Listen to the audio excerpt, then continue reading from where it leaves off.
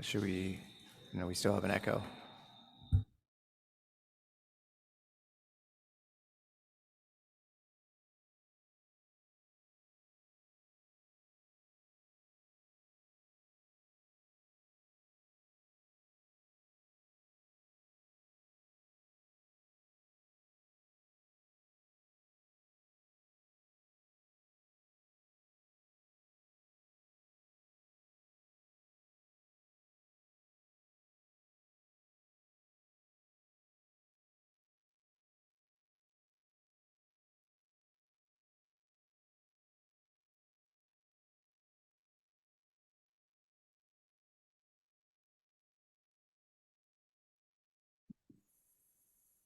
Test. Hello? Great, no echo. Okay, I would like to call to order the ADR meeting for September 19th, 2023. Before we introduce ourselves, we have 3 minutes per speaker of public comment available if anybody wants to comment on anything that is not on the agenda this evening. Okay, my name is Mark Kruchnet, ADR member. I'm Joey Buckingham, ADR member. Mark Fritz. Hi, Laura Dewar. And the way this works, as I know there are always people here who have not been to ADR meetings before, the town does a quick presentation on a project, then the owners and or their design team makes a further presentation, in which time the ADR sometimes asks for comments or clarifications. After we're done with our questions, we open it up to the public for comments and or questions, and then we bring it back to the ADR where we make our recommendations to the town council. And the first agenda item, or the third agenda item really, is the approval of minutes from August 15th. I've read through those and they seemed fine to me. There are a couple small typos, but the content was all correct. Did anyone else read through those and want to second that? Yes, I can. I'll second that. Thank you. Great. So the first planning project is 45 Poplar Avenue. Would you like to present that?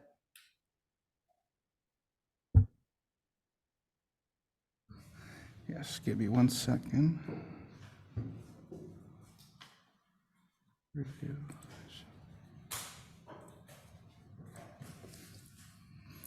Okay. Good evening, ADR members. Alex.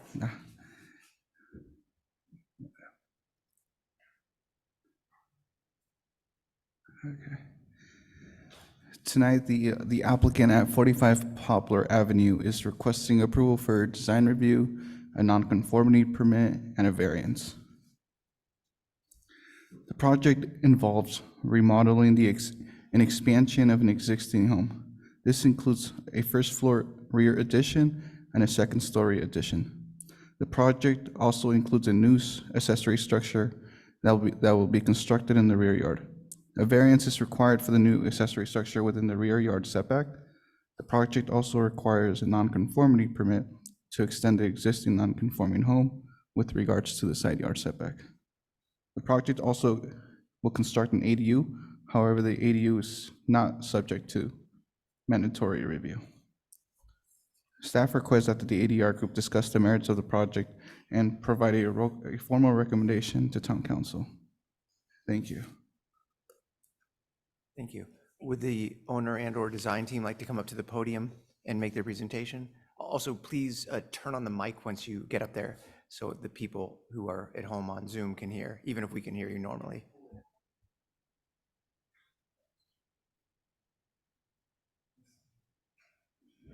There we go. All right. Thank you. Thanks. Ooh. Can you tighten this or it goes like that? There we go. Can you hear me? Yeah. Okay. Thank you for having us tonight. My name is Kyle Rosso. My wife, Catherine, who's online, live at 45 Poplar. We purchased a home in 2019. We lived there with our 2 children, Dominic and Carolina. And, you know, I think ever since we purchased this home, we looked to we were always looking to renovate it, and we wanted to renovate it to design it that fit the design of the town of Ross as well as the building requirements. And I think that's what we've done with Steve's help in the plans that we bring forward to you guys here tonight. We've socialized with our neighbors and gotten their support. In fact, I think as many of you seen the distressed state of our home, some of our neighbors, I think, are equally as excited about this project as we are. So thank you. I think I'll turn it over to Steve, and he can run through our plans.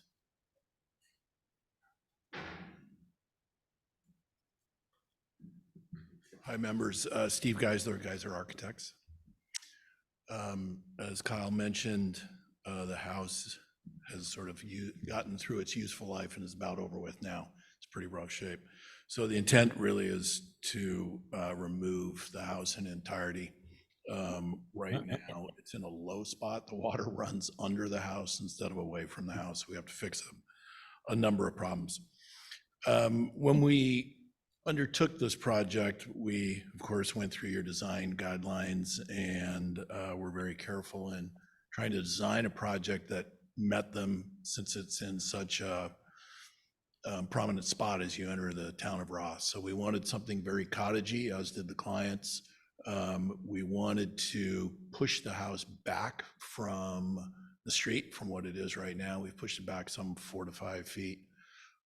It has this nice cottage appearance. That's okay. The materials are shingles with some painted trim. There will be some ledger stone that is an accent on the chimney. We're proposing some stone walkways from the street in a rather formal way to the front entrance. And we've got our night sky lighting proposed as well. Through the process of the design, we met with Rebecca a number of times to make sure that we were sort of on the right track. She urged us to do that because it's a complicated lot, because it's so narrow. It's a 50-foot wide lot with setbacks. That only leaves us with a 20-foot wide potential addition. So we were encouraged to use the existing footprint, build up on it, get our permitting for that, separate the ADU out. So what we did was we came up with a second story that put all of that mass in the middle of the lot. It's above the existing footprint, but we've chosen to keep it in the center and not completely out over the footprint, so it creates some privacy from the neighbors on either side. Another part of this design was looking at parking. Current house does not have any covered parking. Rebecca confirmed that we didn't need to add covered parking since it was a condition, an existing condition. And we chose not to because the facade is so narrow. When we looked at various options, it became very apparent that if we put in a garage, even a one-car garage, it became the dominant feature on that facade, which we didn't want to do. We have proposed an accessory structure in the rear of the property that will be used for things that normally go in a garage: bicycles, skis, golf bags, all that sort of thing, and also garden equipment. This neighborhood, interestingly, has a very strong character of rear yard accessory structures. We did a quick survey. It's in your set, but I think nearly 50% of the properties within a block have at least one accessory structure in the rear yard, and sometimes more than one. So we felt it was in keeping with the neighborhood and allowed some latitude on the front facade. Also, as part of this, as a separate permit per your processes in Ross, we are going to construct an ADU on the ground floor. We were a little surprised, and I guess this is, I'd like to confirm this interpretation with you, that we weren't given any credit for coverage for the ADU. We were given floor area credit, but no coverage. So it reduced the amount of deck or other structure we could have on the property. So that's one thing that we'd love to get a clarification from you. If we can pick up the coverage that the ADU takes, it will allow us to do some things with some rear yard decking. It's really only that, it's rear yard decking that we wanted to be above the 18-inch height, so it wouldn't count as coverage. That's particularly important on this project because this is in the floodplain. So we're required to have our floor plate at least 4 feet above grade, which we've done. We've still managed to keep the house within height limits. We are max height limit at 30 feet, but we still are under your maximum amount. But it did preclude us from having, this coverage issue did preclude us from having a deck that wraps around to the kitchen where the kitchen sink could interact with a deck and entertaining area outside. So would love your comments and maybe your feedback and on that particular issue. Other than that, just sort of here to answer any questions you might have and go through the project with you.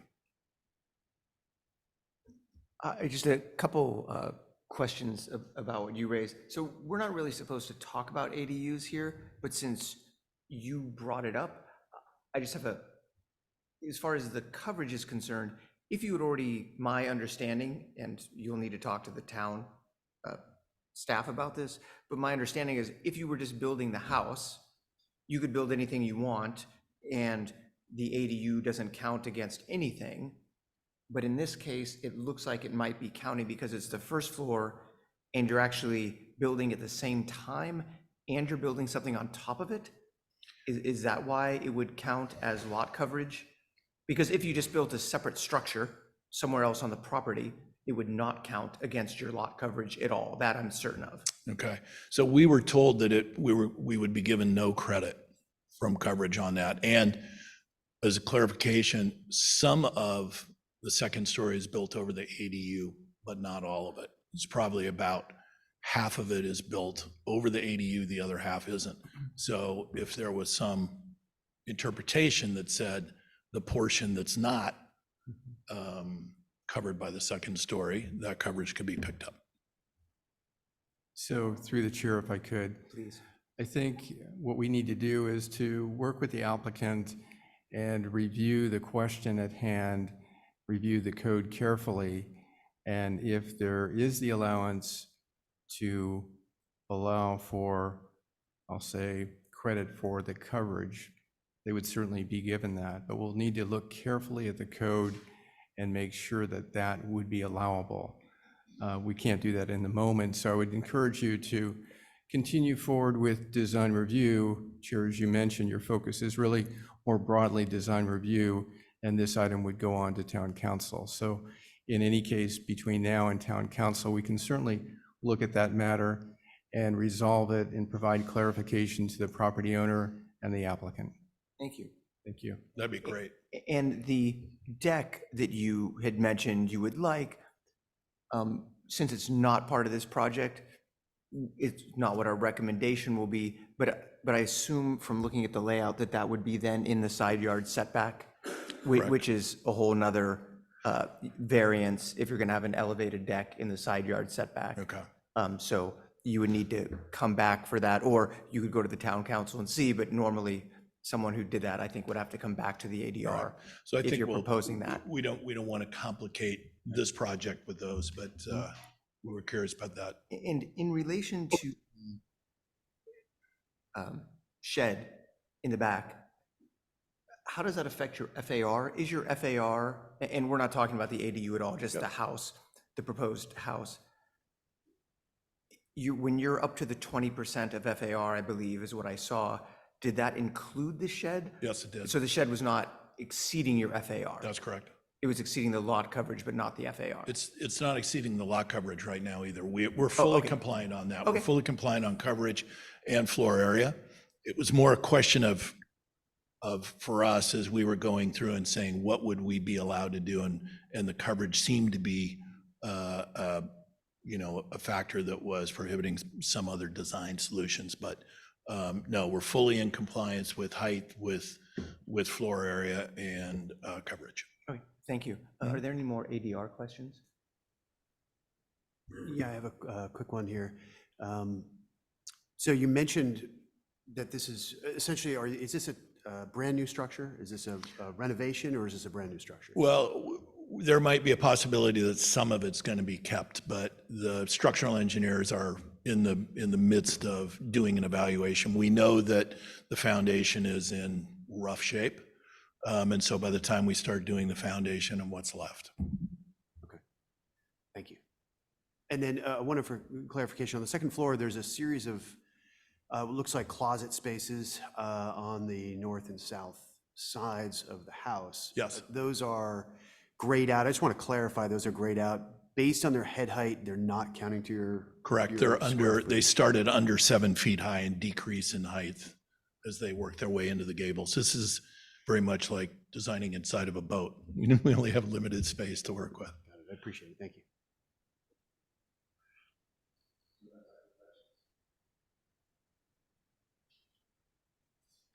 Okay, I'd like to then open it up to the public, to either people in the audience or at home on Zoom who might have any comments or questions about the project.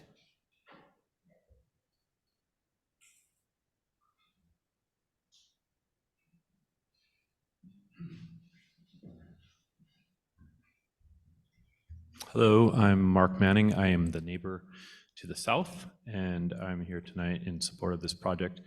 I've reviewed the contract or the construction documents, design documents, and both my wife and I are happy to see this work being done. We appreciate the massing sort of on the property line up close, since we are all very close. We appreciate that it didn't grow up, get higher in the setback. And for what it's worth, where they've placed the shed in the backyard works well for us. We have a big garage set all the way back, as does our neighbor further to the south as well. So we're in full support of this project. I hope you see it the same way. Thank you. Yep, thank you. Is there anyone else here who has any comments or questions? Or at home? You can raise your hand virtually. Okay, then I'll bring it back to the ADR. Who would like to start with the comments on this project?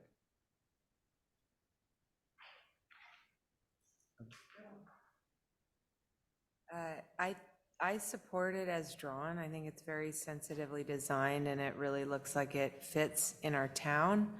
And I know this property and that it's basically falling apart, and I'm sure your neighbors are very delighted, as you are, to be at this point where you are going to make it into a beautiful home. I think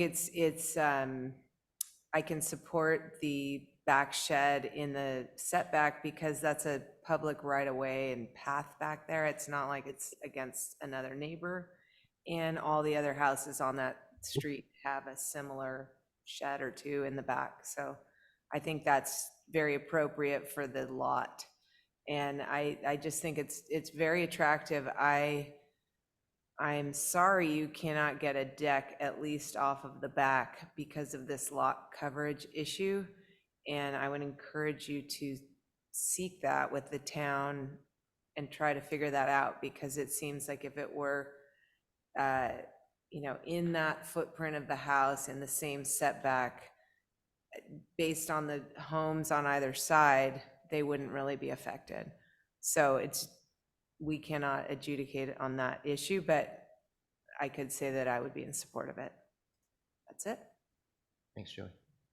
I agree with everything Joey said. The only thing I would add is that if you end up debating between a new structure or trying to rejigger the foundation, I would go for the new structure, because you'll end up being much happier with it later on, and it probably won't cost you any more by the time you run into any unforeseen problems. Laura or Mark? Yes, I think the project, excuse me, seems like a great improvement for the property. It seems like it would fit in with the street it's on and just the general aesthetic for the town. You know, because it is a narrow lot, I know the neighbor to the south kind of steps back, so they maybe are less impacted. I was a little concerned about the house to the north, just because the massing of that second story is more on that side of the lot. Concerned with, you know, impact to light and privacy. There were already windows there, so it's just increasing the bulk in at the second story there a little bit. But it sounded like their neighbors were supportive of the project, so that's great. Yeah, and I mean, I think you guys made some really smart moves by lowering the floor height to add that second story and to add in a JADU. So seems like a good project. Thank you.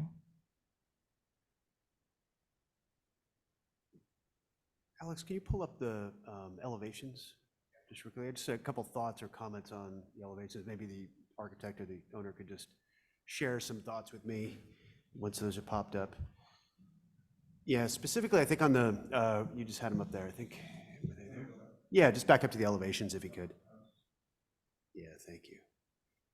Yeah, I was curious, there were just a couple moves, and that's why I asked about if this was a sort of a renovation or if this was kind of ground up.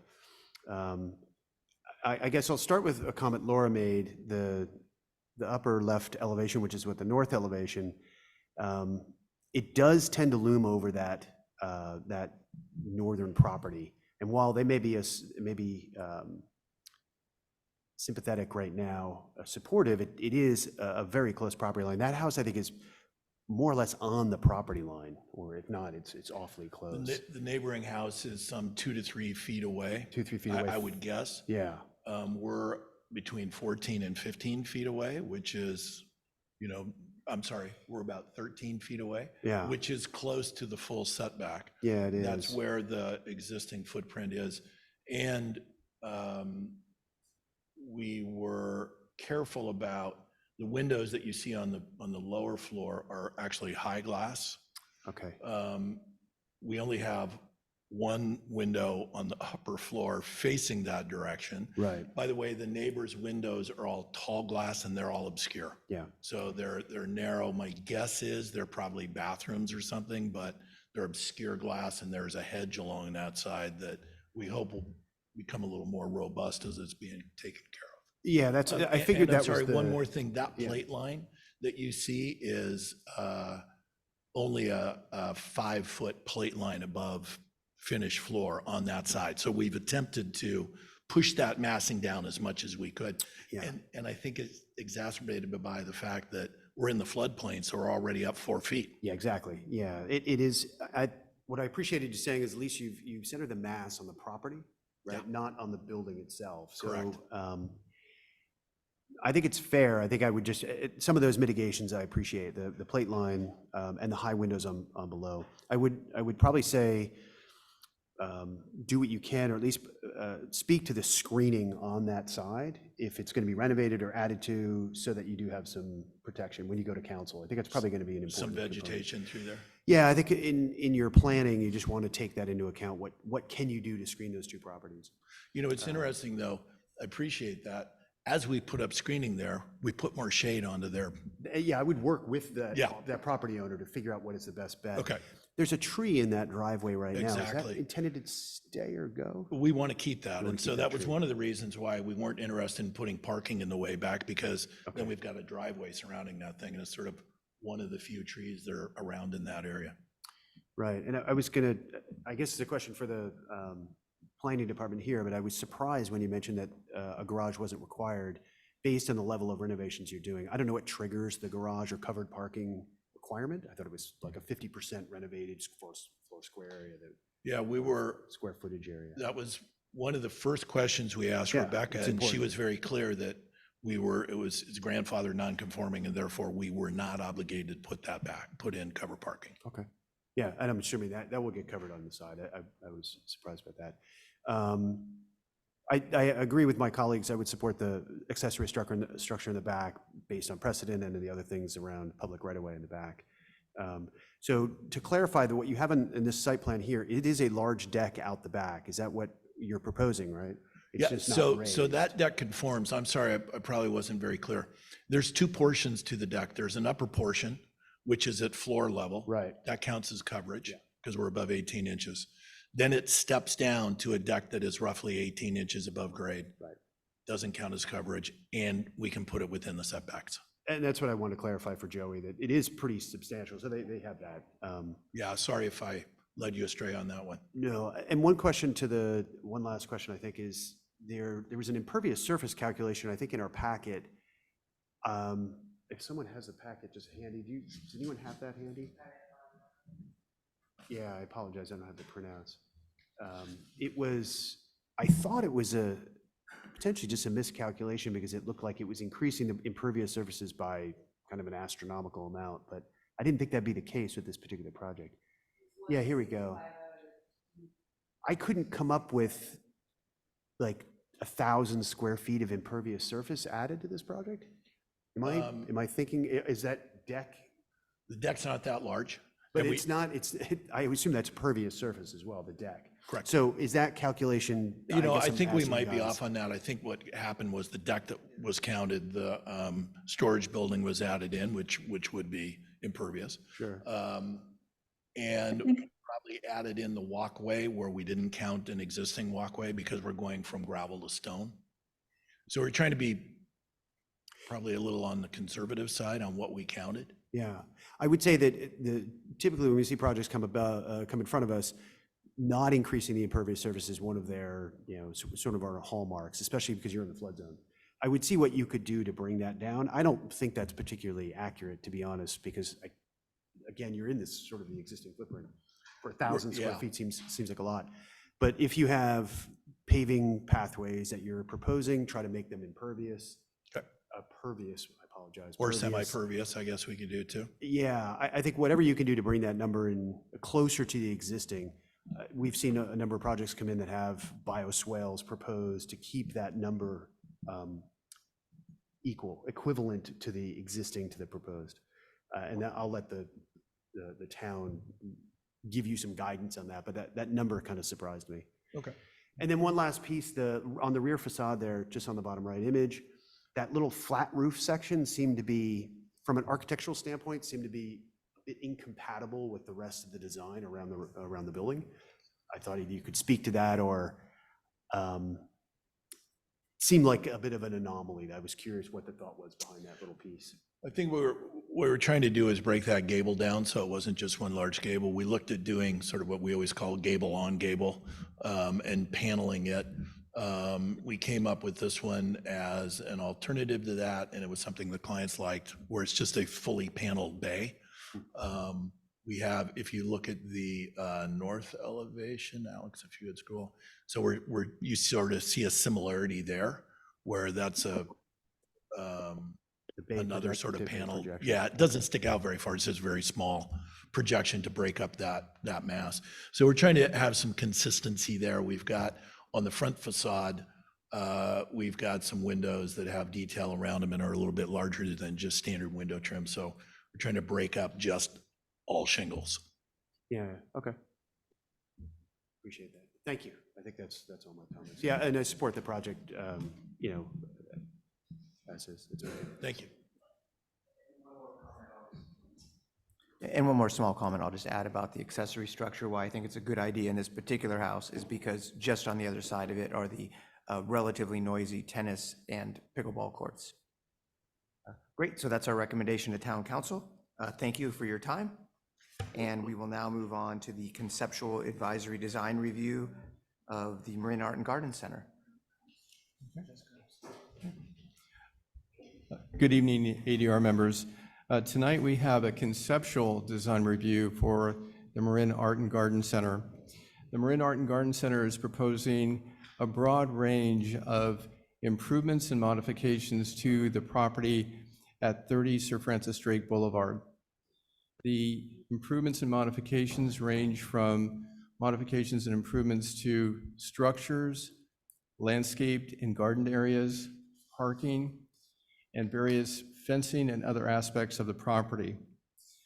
Tonight, the applicants are going to provide an overview, a more detailed overview of what they have in mind to really more introduce the project to you and to give you the opportunity to ask some questions to better understand this project. It's relatively complex, I think, in terms of the range of improvements and modifications being proposed, and would give all of you and public members an opportunity to learn more about the project. They have actually submitted an application, so the application is in review. So as you've had maybe some other conceptual reviews, it would be more pre-application. In this case, there's actually an application that's been submitted and it's under review. So we're assuming that design review, a formal design review, will be required for a number of reasons. There's fencing over 48 inches. There are landscape and garden improvements over 2,500 square feet. There are improvements that are within 25 feet of a creek, et cetera. So there will be no question a formal design review required for this project, and it will come back to you.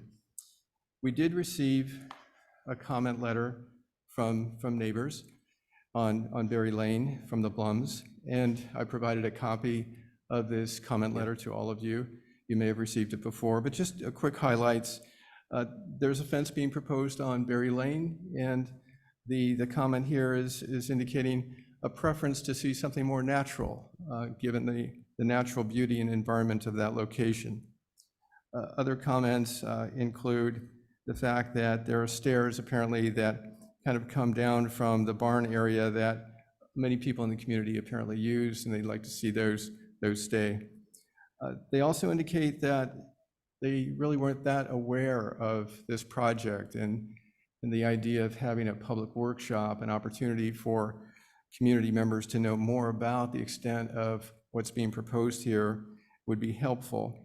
And so I think that having this conceptual review is timely and appropriate.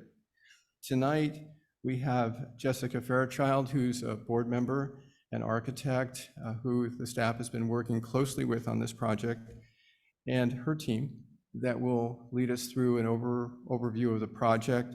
I believe the landscape architect and perhaps Marin Art and Garden Center members as well may provide comments on this project. So I look forward to hearing from them. And again, it's an opportunity for all of you to learn more about the project, for public members to learn more about the project, and to ask questions. Thank you. Thank you. I just have two quick questions before they start their presentation that I'm looking forward to. One, I know that obviously the neighbors will all be notified prior to a normal ADR meeting. Did neighbors get notified before a conceptual design review meeting? Yes, we notified neighbors of this meeting. Okay, great, Yes, thanks. we did. And the second one is, the land under it is just owned by the Marin Art and Garden Center, not the town? Is that? It's the way owned it's by structured? the Marin Art and Garden Center. They're the property owner. That's what I thought. Okay, thank you. You're welcome. Please make your presentation, whoever is going first.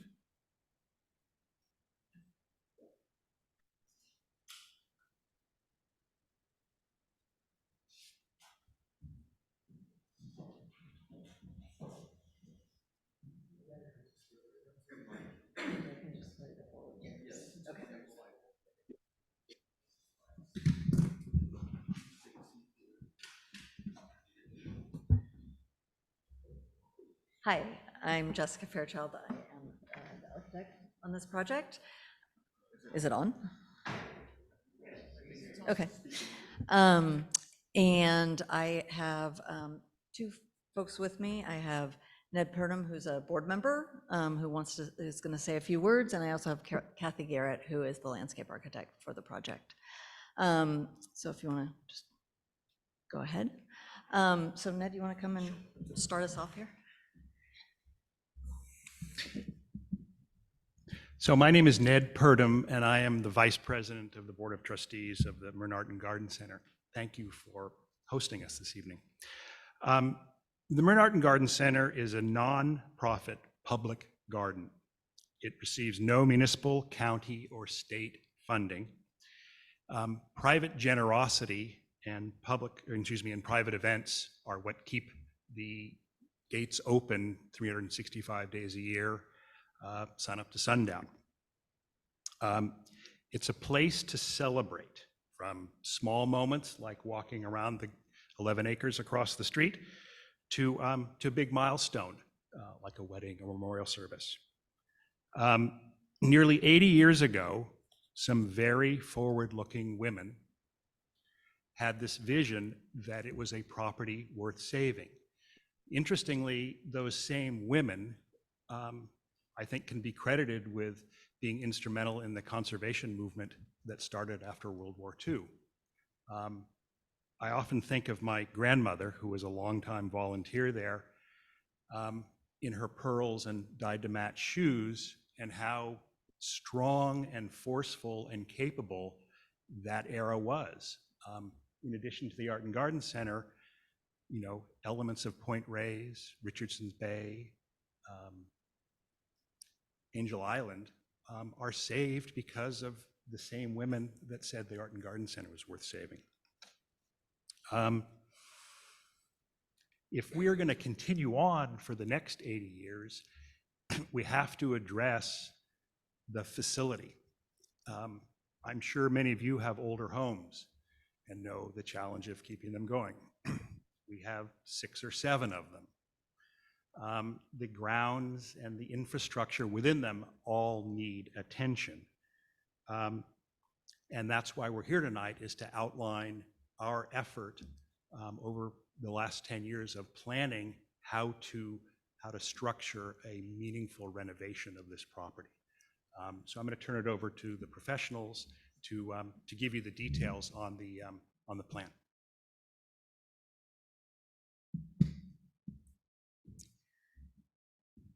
So the essence of this project, a lot of it is, like Ned said, there's a lot of rehabilitation that needs to happen to these buildings and to the site in general.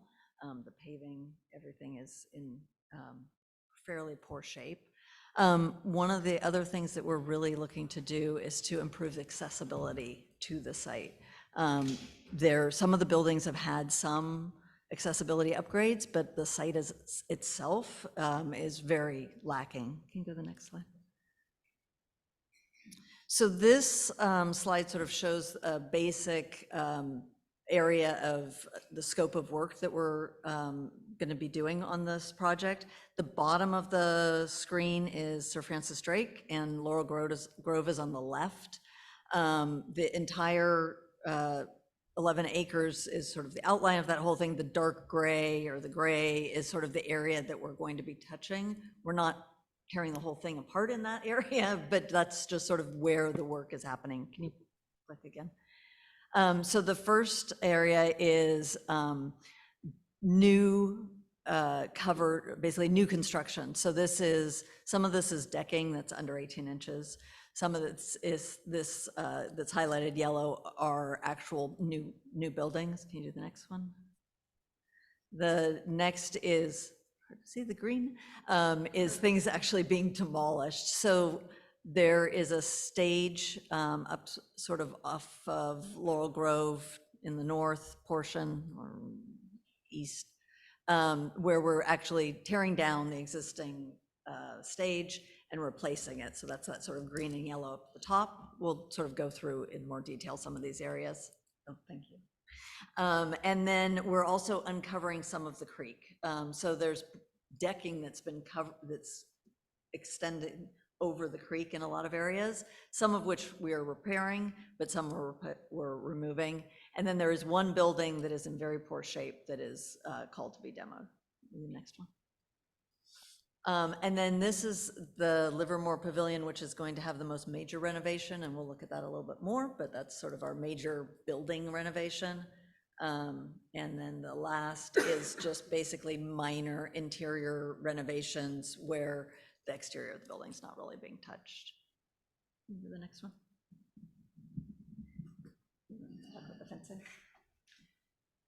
Good evening. It's a delight to be here to begin this conversation with you. Marin Art and Garden Center is really an asset I think, for all of the community. It's privately owned, but it's open to everybody. And certainly, I admit I have a bias as a landscape architect, but it has a tremendous resource. It's an arboretum and a great diversity of plants there.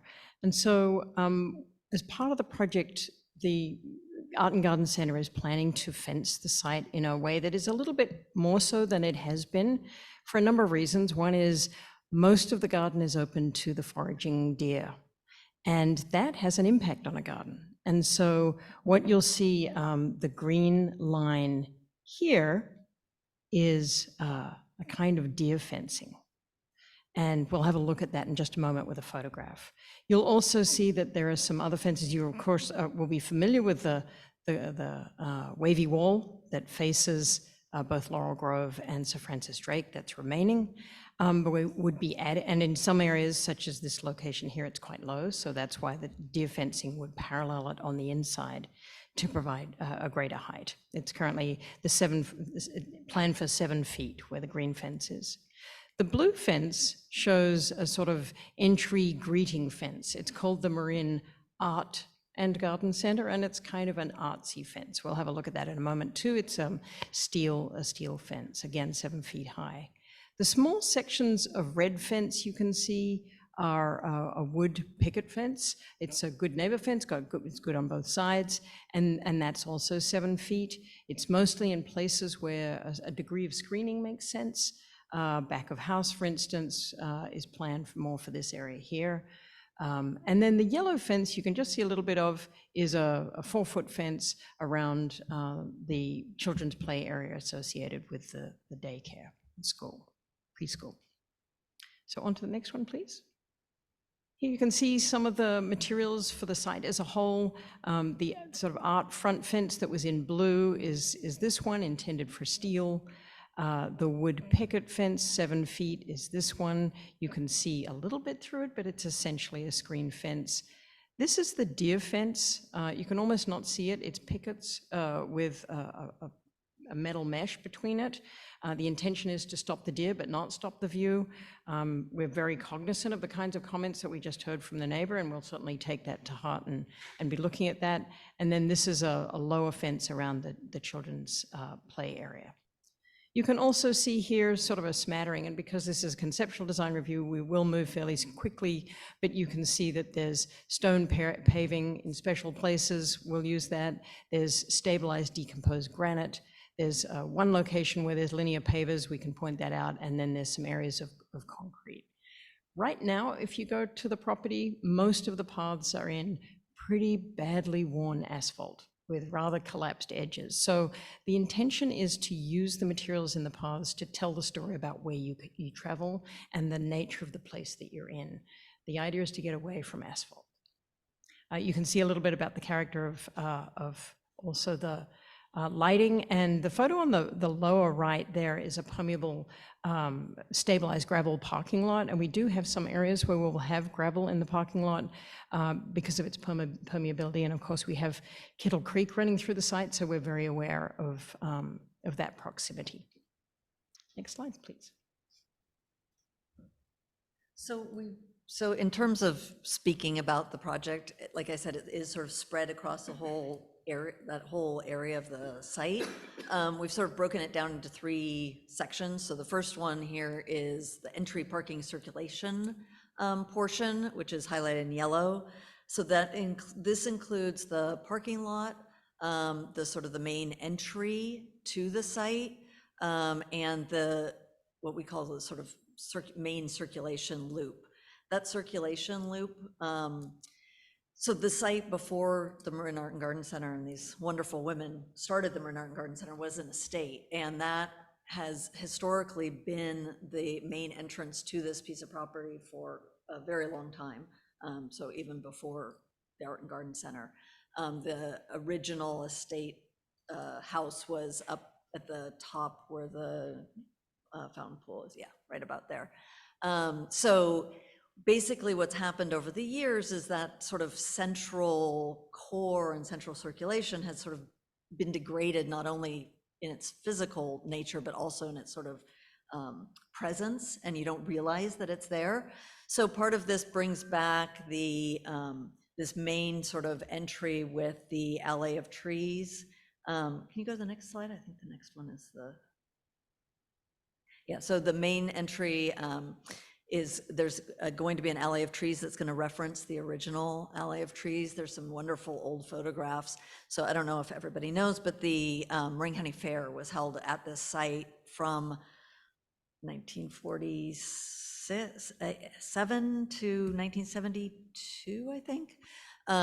Anyway, there's some wonderful photos of the fair entrance, you know, back in the 60s with this row of trees that sort of led you in. So basically, the idea is to really bring that back, that sort of feel. There's going to be a small kiosk at the entry too, and one of the fences that Kathy was talking about, there will be a gate that completely retracts back so that you don't, when it's open, it's open, but there will be a way to close it at night. Right now, there is no way to close the site at night, so it is open 24/7, which in some ways is nice, but in other ways, as you can imagine, is somewhat problematic. So it can close at night, it can crowd as well as. I was asked to review your mom's record today and understand that you're interested in thinking hospice companies. I have a few questions, or several questions about your mom. And yeah, so if you could call us back at the 4.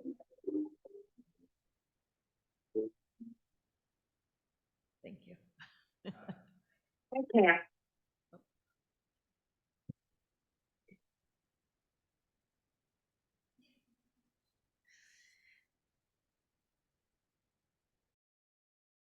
Okay.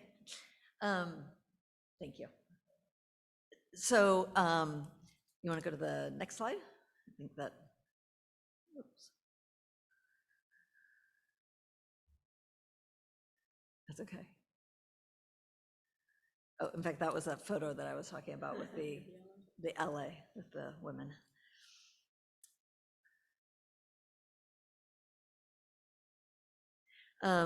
So the main thing, like I said, is this idea of reinvigorating the entry, making things clear, again, making things accessible, also addressing fire department access concerns. So can you go to the next one now? That loop will sort of become the main circulation that leads you around, and one of the things that is sort of at the top of that loop is the Octagon House, which will hopefully be reinvigorated as an interpretive center. And right now the building is vacant, and the goal would be to, which isn't, we're not changing the outside of the building, but the inside will have interpretive exhibits about conservation and the history of the space. Can you go to the next slide? You want to talk a little bit more detail? So I see that looks fairly intimidating as a plan, but I will give you an overview. Essentially, we have a new parking area laid out with a more orderly and efficient configuration. You'll notice that it's a darker material along this edge here. That's part of the gravel parking lot we were talking about. So actually we've got it so that it sheets from the top of the plan towards the bottom of the plan, and it's the water's gathered both in stormwater filtration planters there and also permeable paving. So the entry loop drive that Jessica mentioned comes off Sir Francis Drake, and we're returning it to its original form. It's actually kind of piecemeal right now.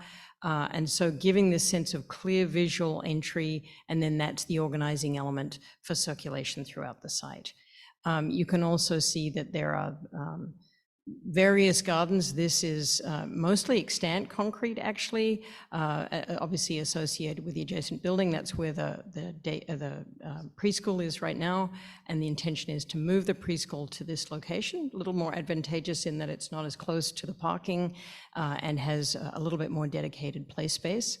And also thematic gardens. This would be a sculpture garden and so on. What you can see here is that we're utilizing existing elements like this existing bridge and reconnecting pieces of the garden that have sort of come asunder over the years. We're providing ADA access to the bathroom in this location and clear circulation throughout the site. Various materials that you saw on the materials board, the decomposed granite paving.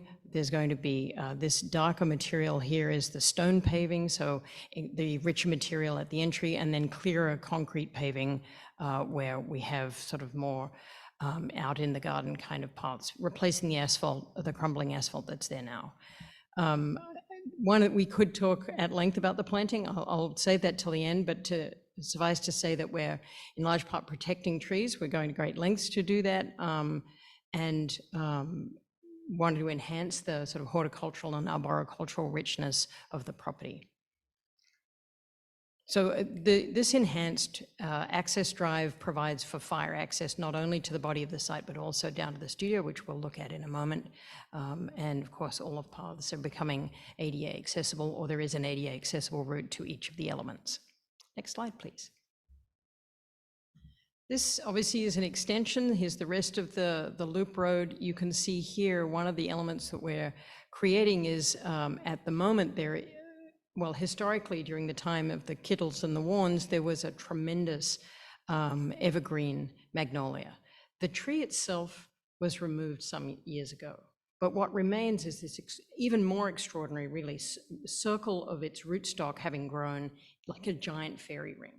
And we want to protect the roots of that tree, but at the same time, it's such a phenomenal experience. So we're looking to provide a deck that takes you within that space. It's sort of a secret garden in a way, because it's surrounded by this circular form of the existing evergreen magnolias. We're also going to be refining the event lawn. At the moment, there is an existing gazebo in this location. There's an intention that there would be a small band shell for perhaps acoustic music, but that's in a future stage. We're just identifying a location, and the lawn would continue to be used for play and festive events. The fire access around this loop I mentioned, also down to the studio, and there's actually sufficient room for a hammerhead turn here. This darker paving is the enriched stone that you saw, and the other areas surrounding the lawn, for instance, and these other areas are all areas of planting. I will just mention that this path here makes its way up to the existing fountain and onto the gazebo, and rather the octagon house, so it's an accessible route as well as having a direct straight up route, which involves stairs. Next slide, please. So the next area that we focused on is what we're calling it the celebration area. So this is the Livermore Pavilion. One of the things that I think we haven't mentioned about the site is that this site is a designated historic landmark at this point. We are on the National Register of Historic Places. It's on the register for several reasons, but one is because of those women that started this and the connection to the Garden Club movement in the United States. But the other is the architects who designed the buildings on the site. So one of the studio building was designed by Gardner Daly, and the Livermore Pavilion, the Northgate building, what is the office, as well as that little bathroom building, were all designed by the firm of Worcester, Bernardi and Emmons. And so although none of the buildings in and of themselves are basically significant, would stand on their own, as a district, it does fit into the categories. So everything that we've done, we do have a historic consultant, and there's a report that we've provided to the town as well. But so basically the Livermore Pavilion has been, over the years, there was a sort of unfortunate remodel that happened where they dropped the ceiling, there's acoustic tiles, it isn't in keeping with this sort of mid-century modern aesthetic of what the original building was. So anyway, the celebration area, really the idea here is as I said, that's sort of where our major building remodeling is, as well as the replacement of the stage, the celebration platform. Can you go to the next slide? The celebration. Can I, sorry, let me just interrupt you yeah. for a second. So because it's an ADR meeting, Yes. you should probably focus more on things where you want the ADR to comment on any particular design, or if you have any particular questions about those areas. Well, Because I it's think, obviously a large project, and a lot of this is sort of, you know, walking paths and things that may be beyond the purview of the ADR, or things that we probably normally wouldn't comment that can't be seen from a public area. So maybe just anything you're focusing on tonight Absolutely. to get our absolutely. feedback on. Through the chair, if I could, though, the intent of this conceptual review is to really provide information to the community. And this will come back to you as a formal design review, but it really has another application, which is information. And as we saw in a comment that we received, there is a desire to know more about what's being proposed here. So with all due respect, I understand your area of authority and purview, but it's also for information for the community. Okay, although that seems like that could be a 2 to 3 hour thing that would just be done at the Marin Art and Garden Center, if it was just for community information. Well, I guess just then to veer off for a second, one of the reasons we have to do design review is because of the landscape is over a certain square footage. So I think going through sort of some of the landscape impacts, I mean, I assume that you would look at that? I mean, am I wrong? I mean, I don't, No, we'd look at some, but just Okay. more probably high level. okay, okay, okay. I'm very interested in what you're doing with this Yes. building and the whole celebration. I was think just gonna that's- say, this is yes. probably the space This that's is probably what the I wanna most. know about Yeah, the this is most. probably the And It's all most, great, but this is probably what you guys would care about the most, so.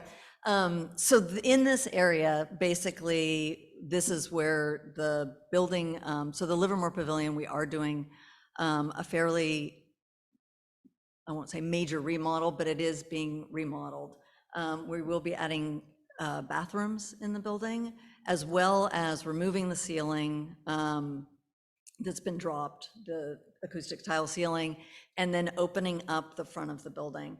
So the building, as I said, I think it was around 2000, 1999, was remodeled, and all the windows were replaced with aluminum storefront. The ceiling was dropped with acoustic tile.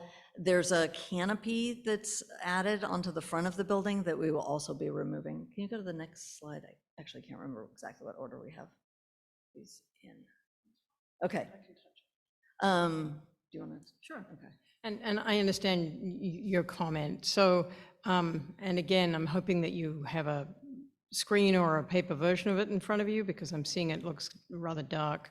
But the intention here is that the access is wayfinding from the entrance is far clearer. When you arrive, you have a generous area. This area here is stone paving, so it's actually a generous area of paving that relates to these two buildings, both here and here. And the deck is repaired and rebuilt where it lies over the creek, directly in relation to the Livermore building, and then removed in the area where it currently is right now between these two buildings. The new stage is going to be in this location. It's where the existing stage is. It's going to be rebuilt. And the mature trees are existing and retained and going to be supplemented. And I think we just covered the fencing a little bit earlier. I will just say that there is some gravel paving intended, stabilized gravel paving up by the Ross Valley Players where the historic barn is, and it will be, and has an accessible path to the barn. Next slide, please. So here's a little bit more about the Livermore Pavilion. So this is the existing with the awning, and there's a shed behind it that we are going to be removing and replacing. There's storefront sliders, dropped acoustic ceiling. Can you go to the next? So the goal is really to bring back the building to a little bit more of its original aesthetic. It's not, in terms of sort of the historic resource, it's not intact, so we're not going to be restoring it. It's not really a restoration it's a, sorry? Rehab, yeah. Also functionally, what happened in the building before, there was actually a kitchen in there, and so functionally, it's not really operating exactly the same way as it was originally. But the goal is to sort of bring back that indoor-outdoor sort of mid-century feel to the building, remove that ceiling. We are replacing that storage sort of shed thing that's back there with a new building that would have wood screening, in keeping with the railings that are original to the, or in, were original to the building. We do have, Berkeley Archives has the drawings for a lot of these buildings, the original drawings. So we have looked at those, and which is kind of great that they have them. They even have some of the colors called out. It's kind of fun. Next slide. And this sort of gives you a sense. One of the main things that we're trying to do here, I don't know how many of you actually have been up there recently, but there's a big berm of planting that sort of separates these two buildings. So the Livermore Pavilion is the one in the back there with the fireplace. The other building is what we call the Northgate building. So when these buildings were built, they were in this kind of configuration where they had a relationship to each other. And over the years, there's been some landscaping and planting that's just barreled right through sort of the middle of the space. So part of what we're doing is really pulling that landscape back. And like Kathy was saying, there's going to be sort of stone paving in that sort of in-between space. And we're trying to sort of restore the relationship that the two buildings had to each other. I won't call it a courtyard because it's not a real courtyard, but it did definitely have a little of that feel. So that's really a goal of this project too. And this is just looking again the other direction. On the right, can't quite see it, but there is the little storage building with the wood screening in front of it. Next slide. And then the last area that we are going to talk about is the Studio Grove. So this is down near the front, and this is where the studio is. And like I said, that was a Gardner Daly building. It was actually built, it's the first building the Art and Garden Center built as an organization. And we aren't really doing anything to the building itself. It is mostly the front portion of the sort of the landscape in front of it. What we're doing here is we're removing the parking that's there. So there's a very beat up asphalt parking area. And one of the things, like I said, one of the goals of the project is accessibility. It's also safety. So the fire department access, but also just pedestrians and cars. Over the years, there's been a lot of confusion on like where pedestrians go and where cars go. And there's a lot of overlaps. And this is sort of one of these places where right now you can actually drive across where the entry bridge is and drive into this parking lot, which is incredibly dangerous because of course people are walking around right there too. So we're removing this parking lot and we're bringing it back again to what it would have been originally, which is basically mature trees in an open area. It will have fire department access, so it's not that it's not paved at all, but it would have paving that's more appropriate. Go to the next slide. Why don't you go to the next slide?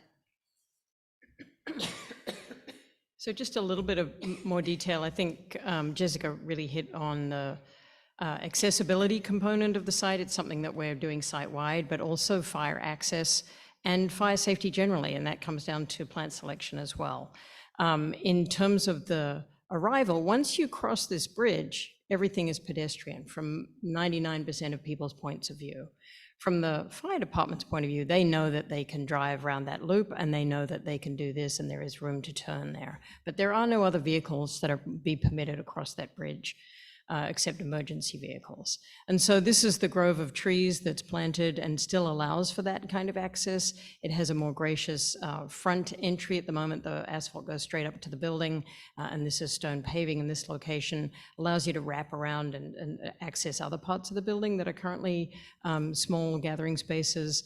And then we do intend to have one additional pedestrian crossing of Kittle Creek to allow for this sort of loop circulation to facilitate that. otherwise, we're taking the planting and really trying to polish the stone. I mean, it's a beautiful place, and we're trying to bring out that beauty and to resolve its weaknesses that have emerged over the decades. Next slide, please. These are some of the species, and I'll let you review them at your leisure. They're organized by where they're used, the riparian trees and parking lot trees, stormwater management, LA trees, one of which is a species was the elm, which was already there in the historic times. And then because it's the Art and Garden Center, the Art and Garden Center has a tremendously powerful, in terms of knowledge, Horticultural Advisory Council, and they advised on this tree list as well as some of the other plantings. And there are some specimen trees which add to the richness of the Arboretum. Some of them are quite unusual, and yet they're well suited to this location.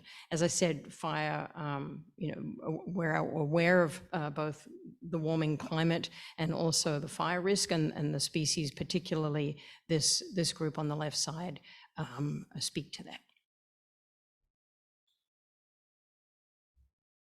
So thank you.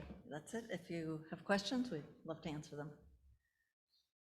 Thank you. Do any ADR members have questions? Do you have any graphic representation of what you're doing with the stage? I'm just curious, are you just rebuilding? We do. It's actually, it's in that packet of drawings. The architectural drawings are all sort of grouped together after most of the landscape ones. I don't know off the top, but there are some elevations and stuff of the stage. The stage is going to be, so the current stage is about 5 feet high, and the new one is going to be 18 inches above grade. So it's basically more of a platform. It makes it a lot easier for accessibility. Doesn't count floor coverage. And it's aligned a little better. Yeah, exactly. It's like cranking a little bit more towards the buildings so that we get a better relationship again. I'm just very excited about it. I think it's great that you're doing all this, and I'm just excited. Glad. I do have a question about the buildings that are being worked on, and maybe some of these drawings were in the package. It was a large package, but would there be, and I know this is just conceptual, so maybe when this comes back for the formal ADR, this will be included, but are there elevations of all of the exteriors of all of the buildings that you guys are planned for? For instance, moving the preschool, I didn't see any elevations of that, or is that just a later phase? So we are going to end up potentially phasing this. We are submitting the entire project. We have to fundraise to actually move the project forward. So we have sort of prioritized which things happen in which order. And the goal is to basically, there's two reasons to phase. One is obviously the financial part of it. The other is pieces of the site need to be occupied at different times of the year. There's a lot of events going on there. There's the preschool, there's the Ross Valley Players. So any building that we are changing the outside of, we did submit, there are elevations of. If the building doesn't have any changes to the exterior, we don't have the drawings for the buildings. Right, so then it's just not being approved in this package, but eventually. There's no change to the building. Like, for example, if the preschool swaps, which is still sort of, it's in the package, there are frankly some fire department questions about that. So it's a little unsure if that's really going to be able to happen. We wouldn't change the building. The building is still the same building. Okay. They don't need our approval if they're just switching uses. It's a use change, not a building change. Through the chair, if we can clarify with the applicant. So the intent is anything you're proposing to move forward with this application, you're showing the elevations. Correct. Okay, thank you.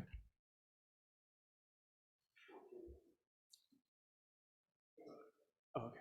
I was curious, knowing the site fairly well, you're removing that one parking area. Is there a concern about reduction in parking overall from the use case of the site?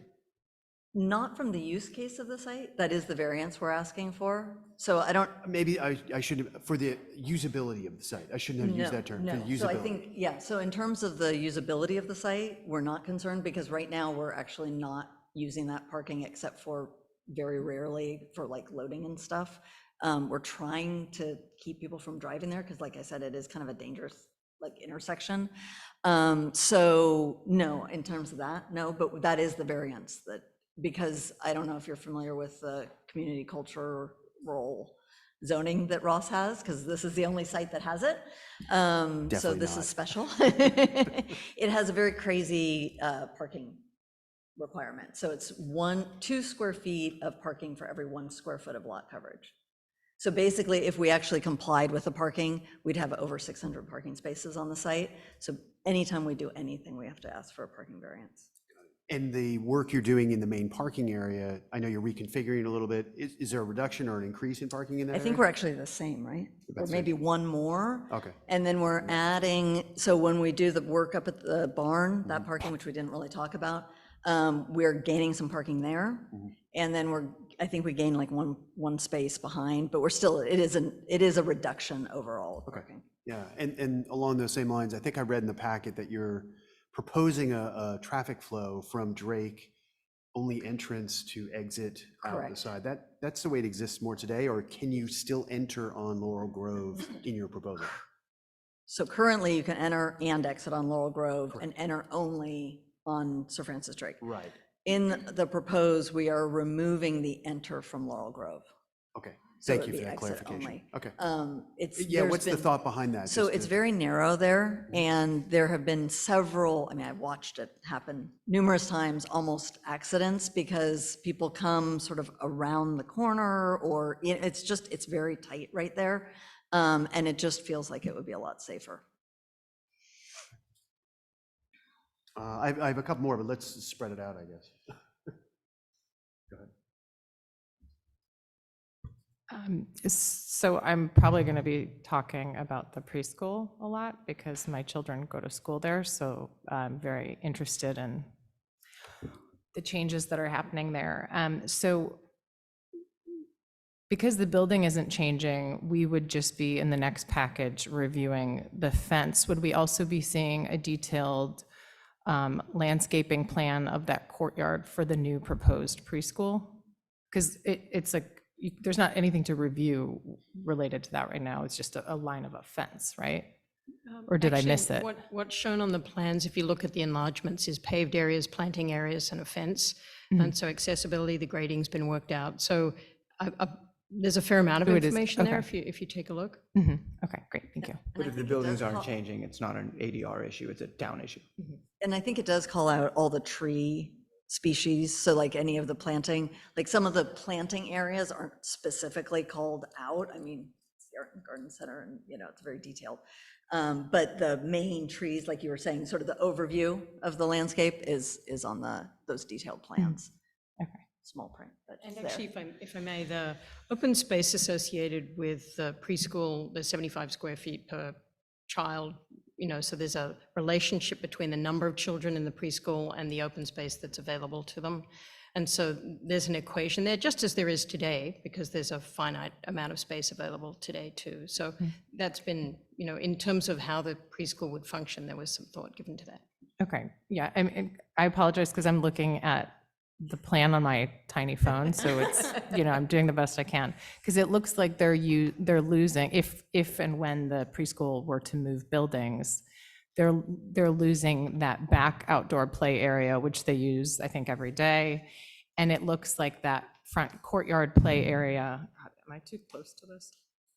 It looks to be getting smaller, so is the size of the preschool getting smaller, or? No, the preschool's planned to stay the same size, and the square footage should be the same. But that's more of just a use issue, it's not really an ADR Okay. issue.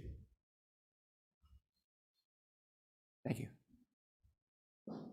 I guess first, I'm, excited to see some improvements at the site in terms of the the paving and kind of creating a circulation that makes more sense and is more clear. I like removing all that parking area by the studio. I think adding the wood decking around the Magnolia Grove is really cool. So you guys are doing a lot of great things. I do feel that I feel like it's better, and maybe this was in emails from the garden center that I missed, but I feel like it's better to get ahead of things. It would have been helpful, I think, to the community to have shared this, and especially to the school as well, to kind of give people a heads up, because I have to say, when I looked at this last night, I was a little taken back with my initial, review of the plan. So. Are there any more questions from the ADR? Correct. We'll come back to comment after. Okay, so I'll open it up to the public now for comments. Is Eyal Bloom here? Okay, because we got a written comment earlier, I'll just comment on this. Eyal said that there should be a workshop or presentation, which I think actually might have been a good idea, because the ADR really isn't the place to do that for the first time. But if the property owner wants to do that here, they're more than welcome to, and that's what this is. So that is actually taking place. In regards to the fencing, every property owner is usually allowed to put a fence around their property. And the reason that the deer happen to use the Marine Art and Garden Center more than the homes neighboring it is because all of the neighbors, like most people in Ross, have fences around parts of their homes or backyards, because they're also property owners. And in wanting to use their stairs 24 hours a day with no fencing, usually a property owner gets to determine who goes on their property and at what times of day. So now I'll open it up to the public, both on Zoom and here. Anybody that would like to speak or comment can either raise their hand virtually or come up to the microphone. Please go up to the microphone.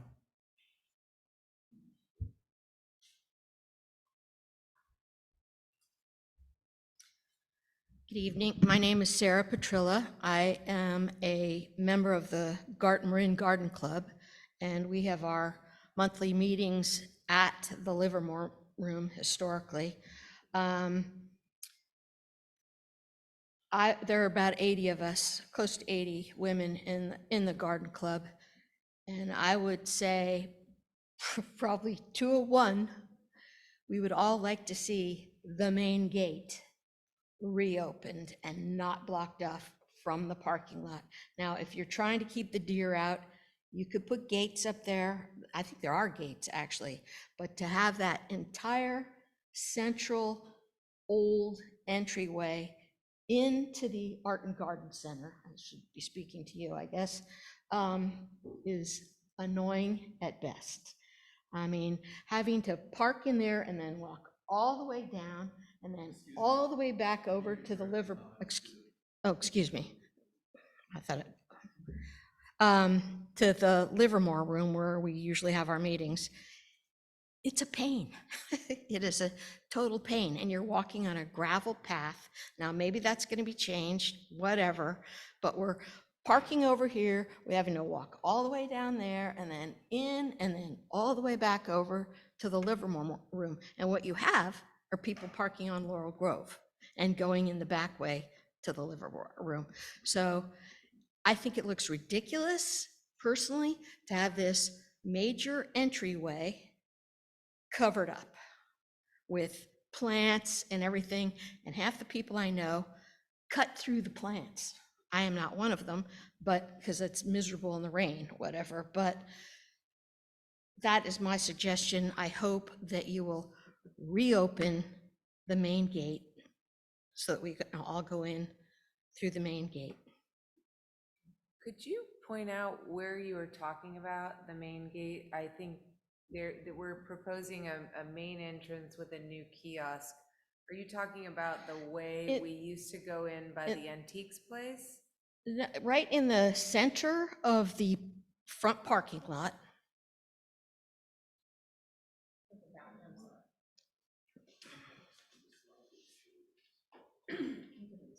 so I just want to make sure I know Mhm. what your issue is. Right. More in the middle of the parking lot. Right. Okay, okay. The little school's off to the left, and right there in the center of the parking lot is an archway that's been there forever, and everyone's gone in that way. I was told that the previous manager didn't like it because you walked in and looked at the bathrooms. Well, put plants in front of the bathroom. Don't put them and block them so you can't enter in the main. See, Joey, see right in the center, Yes. there's a yes, main yes. gate right Okay, there. Yeah, I know. Okay. And it makes sense to go in there Okay, that way. So that's my 2 cents worth. Thank Thank you. you. thank you. Are there any other audience members here or online who would like to comment on this project or ask questions? Okay, then I'll bring it back to ADR for any comments on the conceptual design. Would you like to go first? Sure. I generally support all of the improvements because I just feel that the center is very tired and it's quite an asset for our community, and we are very lucky to have it. And I think we take it for granted. It's an amazing spot. A couple things that strike me, there is a certain whimsy in the old buildings, the mid-century buildings, that's very lovely. There's a warmth that there was when they were first designed, and obviously they were kind of ruined and messed up when they did the acoustic ceiling and the metal storefront. And I am concerned a little bit that the kiosk, the entry kiosk, I think you're trying to channel the mid-century design, but it feels a little cold to me, and that might just be the rendering, that just might be on paper. But that you imbue them with a certain warmth that you see, or that I hope you would be restoring to the Livermore room, that they would kind of talk to each other and they would have more natural materials and wouldn't look so commercial. I think that's what first struck me. And then I do applaud the moves to take the parking away from the studio. I always thought that was just kind of a waste down there. It would seem like a loading area when it should have been more of the garden area. I also think you have every right to put up deer fencing because it's a garden center and you can't have that fabulous garden if the deer are running rampant. Those are my biggest issues, the architecture itself, that it kind of has a warmth to it that the original architects envisioned. Thanks. Mark, should I go? Yeah, I want to reiterate Joey's comment about the entrance gate architecture. It did seem a little bit, I was surprised to see the choice of vocabulary with that one, I think is, and again, it could be the rendering, but I think there's a quality to, well, I should stop and say, there's an eclectic sense of buildings on this site, right? And I think that there's a lot to pull from. I felt like what I could see in that drawing, it didn't relate to something that is there. So I would say from an architectural standpoint, I'd love to see it. There's the Octagon house, there's that little gingerbread house, there's a Livermore room. So I would pull in what you think is the most prominent. It could be a Livermore room or other. So I reiterate Joey's comment there. Something that strikes me when I've been on the site, and I'm not sure this is just a thought, it's confusing to wander around. Like the site, and I think you address this a little bit in your comments, I'm easily lost. Now, I may not be the brightest person on the planet, but it is a complicated site with a myriad of pathways to different buildings. And I know there are maps and you are here's, whatnot, but I recognize you're trying to help pull people through with the types of pavings as a sort of prioritization level, like follow this path as a primary path. Any way you could continue to reinforce that, I think will help people discover what's in the Marin Art and Garden Center more than they do today. I think there's a likelihood that people are seeing 1/3 of the center because that's what they can visually see. I wandered around there and I found things that I had never seen before. And I've lived here for 23 years. So any way you can help people discover, because I think that's one of the greatest things about this place is its discoverability, not only with the garden side, but with some of the buildings that you have on site. And I appreciate that effort through paving. Maybe there are some other ways that we could do it as well. There's another, the deer is interesting because I recognize the comments from the town. I guess I'll ask the question, are the deer a problem today? Are there, so there's, I see nothing, I don't have any insight into whether you're spending 80% of your budget replenishing deer destroyed plantings. I do at my house, so I imagine it's a problem. But I would suggest offering to the public what you have to do to maintain the site today in relation to the deer population. I was over there earlier tonight and I saw a deer right in the center, so I know they're there. But just help educate that this isn't a spot for the wild deer that we have, that it's more to Mark's point, this is a private property that's focused on plantings, et cetera. So just help educate the public that way, and I think you'll get more understanding. And then lastly, and this is a question to you guys, after spending a lot of time in town, I recognize that there's a lot of, this may seem a strange out of left field, but a lot of kids on scooters. That's the best way I can put it. I don't know whether Menard Garden Center is experiencing any of the same challenges with that I say we are in the Common, where kids on electric scooters are zipping around. Eventually there's going to be a bad accident. So I'm curious to know if you're experiencing the same thing on the Menard Garden Center site. And if so, is there anything you can do about it to ensure that we're keeping people safe? There are a lot of little kids on the site. We want to encourage families. So it's something that's I've seen escalate in the town property. I don't know if you're experiencing problems, but if you are, maybe address that to the town as well when you do a formal presentation. Otherwise, I think it's fantastic. I agree, the parking in that area off to the right, off to the south is strange. I always felt it was a lot. And the other renovations to try to restore or renovate some of these buildings back to their original condition, I think is really, should be applauded. So go forth.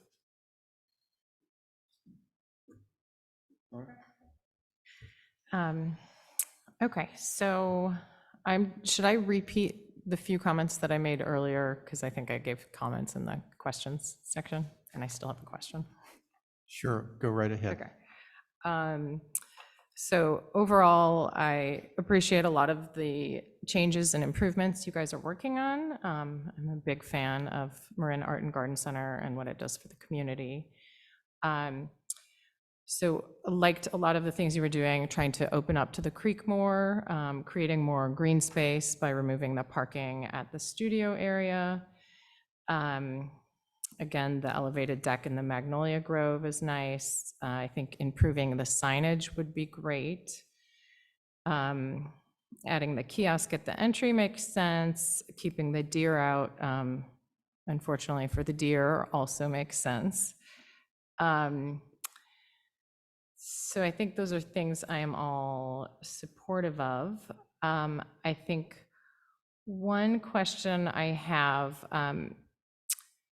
for me, I feel like if you don't know it's there, the garden center, you could just kind of drive by it. It's just this brick fence. You don't really, it doesn't look like it's a special garden center. It's just like so I guess I'm just wondering if more could have been done to kind of entice one coming by to experience the property. And it seems like maybe that existing brick fence is remaining to not reduce parking, but I think adding more planting on the exterior side of the fence is something you had said you guys were doing, would be a nice touch, would be nice to possibly increase that a bit, just to make it more welcoming, I think. And let's see. Yeah, I think one of the, and again, I'm looking at this plan in more detail now, so I had not reviewed this in great depth, but would it be possible just to walk me through, well, I guess when the preschool change is going to happen and then the access from the parking lot to the preschool? Because when we met at site, Jessica, today, thank you for going through it with me, you said that was like, no changes were happening to the preschool yet. But now it looks like, per the drawings, it is. So I'm just trying to understand when that's happening and the access. Is that really an ADR thing or just? Well, I think the access definitely is, yeah. Okay. So the preschool, and like I said, it's on the plans to switch them between the two buildings. We're having some issues with the fire department, so I don't know that that is actually even going to happen at all. If it did happen, it would happen later, like once the project's done, basically. The current plan that shows the parking lot, we're showing a sidewalk, basically, that sort of connects the new entry where the kiosk is going to be down along on top of the parking that goes to where the gate is to the current preschool location. So that's why I'm sort of iffy on this whole switch thing at this point, because like I said, we're having fire department. They are not excited about me doing that for various reasons. So we potentially could pull it out of the plan if it's causing some issue, but it wouldn't, no matter what, it wouldn't happen until the whole plan is done. Okay, but I guess I'm just curious, do you have to park your car way over in the lot? And I mean, it sounds like my kid's not going to be there, but I'm, thinking for the other parents, then go over to the main formal entry and then go past the restrooms and loop back in? Is that, or can you in the plan, just with the pointer, walk me through where? We're not supposed to ask questions of them now. Well, I was just saying, the question time was done. We're just supposed to be making our comments. Is my, One that shows the parking, maybe?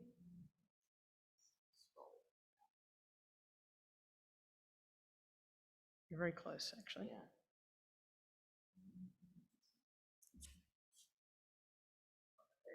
That's good, yep.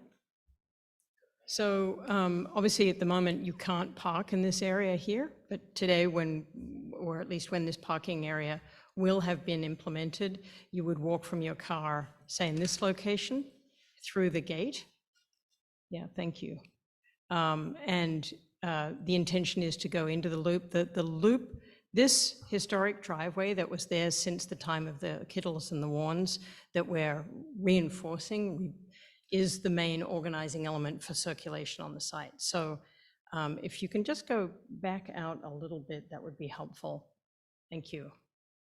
So you would go from your car through the main entry, up the drive, and then into the kids' play area that way, or around the other way. That's the current intention. We also had a gate here for the shop, and it's possible that during daylight hours, the shop would be, you could walk through the courtyard of the shop and go in that way. So there's 3 ways to approach the preschool in this location here. So that would mean, there's good close by parking in this location and close by parking in this location. At the moment, there is no material parking here. thank you. Yeah, thank you. Sorry for asking a question. Do you have more comments? No. Nope. Yeah, that's it. I think it's a very nice project. I agree with my colleagues that it's a somewhat tired site, and I think a renewal would be great for it. I agree with Mark and Joey's comments about the archway, and Mark's comments about the pathways. And I do also think that Laura's comment about making it as welcoming as possible to get more people in there would be a great idea. And that's it. Thank you. I have one more comment about the deer fencing and the main entry and funneling people in that way. Just an argument for all of those things. We were talking about wanting more information and being more schooled in what this site had to offer. If you control everyone coming in at one spot and there's kind of a lot of information there, like plaques and maps and things like that, you can kind of control everyone's experience. You can control security. You can control deer. I also think I've always wished that the rose garden weren't so heavily fenced off, which is because of deer. I've always wanted to walk in there and look at the tags and see what kind of rose that is, and it's completely barricaded because of deer. If that were a problem for neighbors, I think you could say that, it would make the whole experience inside those gates so much richer. And even if you funneled everyone in through an entry, but then people could quickly skirt off and go up to their other buildings, it kind of makes one experience for everyone. I get that, and that might be a good argument. All right, thank you. Is there any new information or new agenda items from the town? No new agenda items or no new information. Great, thank you. So then I move that we adjourn the meeting. So you're adjourning the meeting, though. Let's point this out, please. You're adjourning this night's meeting to November 14th, and we will not be having an ADR meeting in October. Correct. So just to emphasize that and point that out. And the town has hired a new permanent planning and building director. You all received notification about that. The new director, Roberto Feliciano, will be starting with the town on October 17th. So we'll be dark in terms of this meeting in October, but start up again in November. So have a nice month, and we'll talk to you soon. Thank you. Thank you. David, thank you for your work on this with us Oh, you're over very these welcome. past few months. I You're appreciate very it. welcome. Thank you. Also, one last thing, we're missing the minutes. At the last meeting, we didn't approve the minutes from the last meeting, but they weren't here tonight to approve. You're right. We'll get those to you. Okay, Thank you. forgot. Yes. November, right? November? Okay, you're welcome. You're welcome.